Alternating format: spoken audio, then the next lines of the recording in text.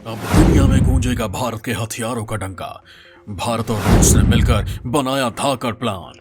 चीन और पाकिस्तान की साजिश होगी नाकामयाब। दोस्तों, मौजूदा वक्त में यूरोप में जो कुछ भी उठापटक चल रही है, अमेरिका उसके लिए रूस को जिम्मेदार बताता है। वहीं कोरोना काल में जब दुनिया चीन पर सवाल खड़े कर रही थी, तब रूस चीन के बीच दोस्ती की गांठ मजबूत हो रही थी। लेकिन चीन से दोस्ती के बाद भी रूस ने भारत का साथ नहीं छोड़ा। भारत ने रूस से S-400 मिसाइल डिफेंस सिस्टम खरीदा है, जिसकी डिलीवरी शुरू हो चुकी है। इस साल की शुरुआत से रूस और चीन की बढ़ती दोस्ती की वजह से ऐसा लगा जैसे भारत से रूस के रिश्ते खराब होने लगे हैं।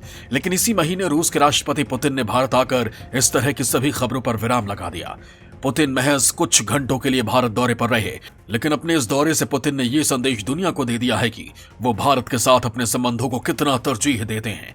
लगभग 2 साल से पुतिन रूस से बाहर नहीं निकले थे, किसी विदेशी दौरे पर नहीं गए थे। G20 और COP26 जैसे वैश्विक सम्मेलनों से दूरी बनाए रखी। अपने प्रतिद्वंदी अमेरिकी राष्ट्रपति जो बाइडेन से मिलने के लिए बस कुछ देर के लिए 16 जून को जिनेवा गए थे। लेकिन जब बात भारत की हुई तो पुतिन ने अपने घर से निकलकर सबसे भरोसेमंद सहयोगी देश की जमीन पर आने का फैसला किया। वो भी तब जब अमेरिका के खिलाफ उन्हें चीन की जरूरत है। लेकिन वो भारत आए, लेकिन चीन नहीं गए। पुतिन अब तक 10 बार से अधिक भारत आ चुके हैं, लेकिन उनका यह दौरा बेहद खास था। पुतिन के इस दौरे में भारत और रूस के बीच कई समझौते पर मुहर लगी। रक्षा, स्पेस, परमाणु ऊर्जा, तकनीक, स्वास्थ्य, कृषि और सांस्कृतिक आदान प्रदान के लिए लगभग 1 दर्जन समझौते पर दोनों नेताओं की मौजूदगी में हस्ताक्षर भी हुए। पुतिन को भारत में इतना सम्मान मिला जिसकी उन्हें भी उम्मीद नहीं थी। दरअसल भारत अतिथि देवो भव की तर्ज पर आए मेहमानों का स्वागत करता है, लेकिन रूस के सम्मान और सत्कार में भारत ने कोई कमी नहीं छोड़ी। रूस के राष्ट्रपति व्लादिमीर पुतिन ने 20 दिसंबर को पीएम नरेंद्र मोदी से फोन पर बात की थी। इस दौरान उन्होंने भारत के दौरे पर हुए अपने भव्य स्वागत को लेकर पीएम मोदी का आभार भी जताया था। दरअसल भारत और रूस की दोस्ती दशकों पुरानी है। समय के साथ ये दोस्ती मजबूत हुई और आज आलम यह है कि भारत रूस से ही सबसे ज्यादा हथियार खरीदता है। सिर्फ खरीदता ही नहीं, बल्कि दोनों देश मिलकर कई हथियारों का साथ में निर्माण भी कर रहे हैं। ब्रह्मोस मिसाइल को भारत और रूस के रक्षा वैज्ञानिक ने मिलकर ही बनाया है, जिसे दुनिया की सबसे घातक मिसाइल कहा जाता है। अभी इसी महीने जब पुतिन भारत आए थे तो विदेश मंत्रियों और रक्षा मंत्रियों के बीच एक 2+2 बैठक हुई थी। इस बैठक में दोनों देशों ने देश के बाहर हथियार बनाने के फैसले पर सहमति दी थी और माना जा रहा है कि अब जल्द ही दोनों देशों की इस सहमति को जमीन पर उतारने की तैयारी चल रही है। दोस्तों, आज के इस वीडियो में मैं आप लोगों को भारत और रूस की इसी कदम के बारे में बताने वाला हूँ कि अब तक जो भारत हथियारों के लिए रूस, अमेरिका और इजराइल जैसे देशों पर निर्भर रहता था, वो अब खुद हथियार बनाने की तैयारी में लगा हुआ है, वो भी विदेशी जमीनों पर। इसके लिए भारत और रूस जल्द ही कोई बड़ा कदम उठा सकते हैं। दोस्तों, इस वीडियो को बिना स्किप किए पूरा देखिएगा, तभी आप लोगों को भारत और रूस की ये रणनीति समझ आएगी। अब दुनिया में बजेगा भारतीय हथियारों का डंका। भारतीय कंपनियां विदेशी जमीन पर बनाएंगे हथियार। रूस के साथ जल्द करार कर सकता है भारत। भारत की लंबी उड़ान से सदमे में चीन, पाकिस्तान। दोस्तों, अभी कुछ महीने पहले ही दुनिया के टॉप 100 सैन्य हथियारों की कंपनियों में भारत की 3 कंपनियों को शामिल किया गया था। वैश्विक हथियारों के व्यापार पर नजर रखने वाले Stockholm International Peace Research Institute की एक रिपोर्ट में कहा गया था कि 2020 में संयुक्त हथियारों की बिक्री के लिए 3 भारतीय कंपनियां दुनिया के शीर्ष 100 में शामिल हो गई हैं। इन 3 कंपनियों में Hindustan aeronautics limited, Indian ordinance factories और भारत इलेक्ट्रॉनिक्स लिमिटेड शामिल है। दरअसल भारत की कंपनियां अभी तक देश में रहकर हथियार बना रही थी, लेकिन अब जल्द ऐसा भी हो सकता है कि भारत की ये कंपनियां विदेशी जमीन पर भी घातक हथियारों का निर्माण कर सकती हैं। दरअसल इसी महीने जब पुतिन भारत आए थे तो दोनों देशों के बीच देश से बाहर हथियारों के निर्माण को लेकर सहमति बनी थी। हालांकि इसे लेकर कोई करार नहीं हुआ था, लेकिन अब दोनों देशों के बीच नॉन पेपर एक्सचेंज हुआ है। इसके तहत सेंट्रल एशिया के देशों कजाकिस्तान, किर्गिस्तान, तजाकिस्तान, तुर्कमेनिस्तान और उज्बेकिस्तान में हथियारों के उत्पादन का प्रस्ताव है, जो भारत के लिए एक बड़ी खबर हो सकती है। दोनों देशों के बीच इसे लेकर सहमति बनी है और आने वाले दिनों में इस प्रस्ताव को आगे बढ़ा सकते हैं। कहा जा रहा है कि इन देशों में बने हथियारों को सेंट्रल एशिया के देशों को दिया जाएगा। इसके अलावा भारत की जरूरतें भी पूरी हो सकेंगी।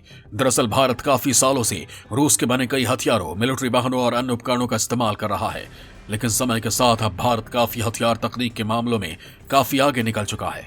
भारत पहले विदेशों से ही हथियार खरीदता था, लेकिन पीएम मोदी के सत्ता में आने के बाद भारत स्वदेशी तकनीक पर खुद के हथियार बना रहा है। इसी वजह से भारत हथियारों के निर्यातक देश बनने की दिशा में ये अहम कदम है। इसके साथ ही भारत का सेंट्रल एशिया के मुस्लिम बहुल देशों में अपनी पैठ मजबूत करने में मदद मिलेगी। इससे अफगानिस्तान में भी भारत मजबूत स्थिति में आ सकेगा। रूस के जरिए अफगानिस्तान में भारत की एंट्री पाकिस्तान को भी चिढ़ाने वाली होगी। वैसे भी जिन देशों में हथियार फैक्ट्री बनाने की बात चल रही है, उन देशों से भारत की करीबी दोस्ती है। इसे ऐसा भी समझा जा सकता है कि अभी इसी महीने पाकिस्तान में इस्लामिक देशों का एक सम्मेलन हुआ था, जिसमें मध्य एशिया के इन 5 देशों को विदेश मंत्रियों को भी शामिल होना था। लेकिन इन देशों के विदेश मंत्री इस सम्मेलन में हिस्सा न लेकर ठीक उसी भारत के विदेश मंत्री के साथ बैठक कर रहे थे। दरअसल मध्य एशिया के ये 5 देश मुस्लिम जरूर हैं, लेकिन ये देश पाकिस्तान की तरह कट्टर नहीं है। ये देश कभी सोवियत संघ का हिस्सा थे। इस वजह से इन पर रूस का प्रभाव ज्यादा है और रूस से करीबी होने के चलते ये देश भारत के भी करीबी हैं। भारत का इन देशों में अपनी पैठ बढ़ाने का एक और मकसद भी है, और वो है चीन। दरअसल इन मध्य एशिया के देशों में चीन ने खासा निवेश कर रखा है। अगर भारत अपनी हथियार फैक्ट्री इन देशों में शुरू करेगा तो इससे चीन का असर यहाँ कम होगा। सबसे बड़ी बात यह कि इन देशों में भारत को फैक्ट्री के लिए पूरा सेटअप नहीं करना पड़ेगा। यहाँ उत्पादन इन देशों में पहले से मौजूद सोवियत काल की फैक्ट्रियों में ही किया जाएगा। दोस्तों, रूस और भारत मिलकर पहले से ही कई हथियारों का निर्माण कर रहे हैं। इसमें सबसे अहम है ब्रह्मोस मिसाइल, जिसके एडवांस वर्जन पर काम शुरू हो चुका है। दोस्तों, वीडियो में आगे मैं आप लोगों को इसी के बारे में बताने वाला हूं। लखनवी नजाकत के साथ और घातक होगी ब्रह्मोस मिसाइल। लखनऊ में होगा ब्रह्मोस नेक्स्ट जनरेशन मिसाइल का प्रोडक्शन। पहले से और ज्यादा घातक बन जाएगी ब्रह्मोस मिसाइल। दोस्तों, रूस और भारत की सदियों पुरानी दोस्ती का रंग गाढ़ा हो रहा है। इन दोनों की दोस्ती के कॉकटेल से बनी ब्रह्मोस मिसाइल को दुनिया की सबसे घातक मिसाइल भी कहा जाता है। ब्रह्मोस मिसाइल रूस और भारत का संयुक्त प्रोजेक्ट है। इसमें ब्रह का मतलब है ब्रह्मपुत्र और एमओएस का मतलब है मॉस्कोवा। ये नाम रूस और भारत की 2 नदियों के नाम पर रखा गया है। ब्रह्मोस एक सुपरसोनिक क्रूज मिसाइल है, जिसकी गिनती 21वीं सदी की सबसे खतरनाक मिसाइलों में की जाती है। ब्रह्मोस मिसाइल मैक 3.5 यानी 4300 किलोमीटर प्रति घंटा की अधिकतम रफ्तार से उड़ सकती है। इसे कहीं से भी लॉन्च किया जा सकता है। जमीन से हवा में मार करने वाली सुपरसोनिक मिसाइल 400 किलोमीटर दूर तक टारगेट हिट कर सकती है। लेकिन अब रूस और भारत मिलकर इस मिसाइल को और घातक बनाने की कोशिश में जुटे हैं, और अब इन घातक मिसाइलों के साथ ही सेना के कई साजो सामान का निर्माण लखनऊ में होगा। यानी अदब, नजाकत और नफासत की पहचान वाली लखनऊ की सरजमी पर अब अत्याधुनिक ब्रह्मोस मिसाइलें बनेंगी। ये मिसाइलें सेना की शान है, जिसका नाम सुनकर ही दुश्मनों के छक्के छूट जाते हैं। लखनऊ के हरौनी में अगले 2 से 3 साल में 200 एकड़ जमीन पर इसके निर्माण इकाई बनकर तैयार हो जाएगी, जहां सालाना 80 से 100 मिसाइलें बनेंगी। इससे करीब 10,000 लोगों को रोजगार मिलने की उम्मीद है। पहले चरण में नौसेना के लिए ब्रह्मोस नेक्स्ट जनरेशन मिसाइल का निर्माण होगा। दरअसल कुछ दिन पहले ही लखनऊ के अमौसी में ब्रह्मोस मिसाइल निर्माण केंद्र और डीआरडीओ लैब का रक्षा मंत्री राजनाथ सिंह ने शिलान्यास किया था। ब्रह्मोस सुपरसोनिक क्रूज मिसाइल दुनिया की ताकतवर मिसाइलें हैं, जो हवा में ही मार्ग बदल सकती है और चलते फिरते लक्ष्य को भेद सकती है। ये 10 मीटर की ऊंचाई पर उड़ान भर सकती है और रडार की पकड़ में भी नहीं आती। ब्रह्मोस के अत्याधुनिक वर्जन को ब्रह्मोस एनर्जी कहा जाता है, और इसी का निर्माण अब लखनऊ में होगा। इस लैब के शिलान्यास कार्यक्रम में डीआरडीओ की ओर से एक प्रदर्शनी भी लगाई गई थी। इसमें डीआरडीओ के उत्पादों को लगाया गया था। इस प्रदर्शनी में survival blanket, paratrooper parachute system, BrahMos के आर्मी, नेवी और एयरफोर्स वर्जन के मॉडल, ब्लास्ट प्रोडक्शन सूट वगैरह लगाए गए थे। लेकिन सबकी नजरें केवल ब्रह्मोस पर थी, जिसका एडवांस वर्जन आने वाले 4 सालों में देश के सामने आ जाएगा।